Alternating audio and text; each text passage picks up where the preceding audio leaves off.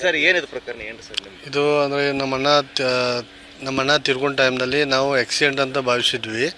ಆದರೆ sir Javed sir ಇದ್ದಾರಲ್ಲ, ಇಲ್ಲಿ Belagavi CPI ಎಮ್ಗನಮಡಿ CPI Javed sir ಇದ್ದಾರೆ.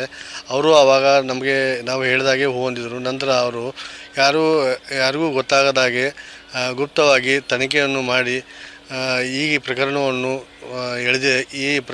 ಹೊರಗೆ ಎಳೆದಿದ್ದಾರೆ. ಪಾಯ್ಸನ್ ಹಾಕಿದ್ದಾರೆ ಅಂತೂ ನಮಗೂ ಗೊತ್ತಿರಲಿಲ್ಲ. ಅದು ಆಕ್ಸಿಡೆಂಟ್ ಆಗಿ ಹಾಸ್ಪಿಟ್ಲಿಗೆ ಹೋಗಿದ್ರು, ಇದೆ ಅಷ್ಟೇ ನಮಗೆ ಗೊತ್ತಿತ್ತು. ಅಷ್ಟೇ ನಮಗೂ ಕನ್ಫರ್ಮೇಷನ್. ನಂತರ ಪೋಸ್ಟ್ ಮಾರ್ಟಮ್ ರಿಪೋರ್ಟ್ ಮಾಡಿದರು. ಆ ಪೋಸ್ಟ್ ಮಾರ್ಟಮ್ ರಿಪೋರ್ಟಲ್ಲೂ ಪಾಯ್ಸನ್ ಅಂತ ಬಂದಿರಲಿಲ್ಲ. ಆದ ನಂತರ ಅದು ರಿಪೋರ್ಟ್ ನಾವು ಕೇಳಿದ ನಂತರ ಅದು ನಾರ್ಮಲ್ ಆಕ್ಸಿಡೆಂಟಲ್ ಡೆತ್ ಅಂತ ಗೊತ್ತಾಯಿತು. ಹೀಗಾಗಿ ನಾವು ಸುಮ್ಮನಾಗಿ ಬಿಟ್ಟಿದ್ವಿ. ಆದರೆ ಅವರು ಗಂಡ ಹೆಂಡತಿ ಮಧ್ಯೆ ಸರಿಯಾಗಿರಲಿಲ್ಲ, ಕಿರಿಕಿರಿ ಇತ್ತು, ವೈಮನಸ್ಸಿತ್ತು. ಅವಳಿಗೆ ಸುಮ್ಮನೆ ಅವ್ರಿಗೆ ಹಣ ಅಷ್ಟೇ ಬೇಕು, ಗಂಡ ಬೇಡ, ಹೀಗೆಲ್ಲ ಪ್ರಾಬ್ಲಮ್ಸ್ ಇತ್ತು, ಇಂಟರ್ನಲ್ ಪ್ರಾಬ್ಲಮ್ಸ್ ಇತ್ತು. ಬಟ್ ಹೀಗೆ ಮಾಡ್ತಾರಂತ ನಮಗೆ ಗೊತ್ತಿರಲಿಲ್ಲ.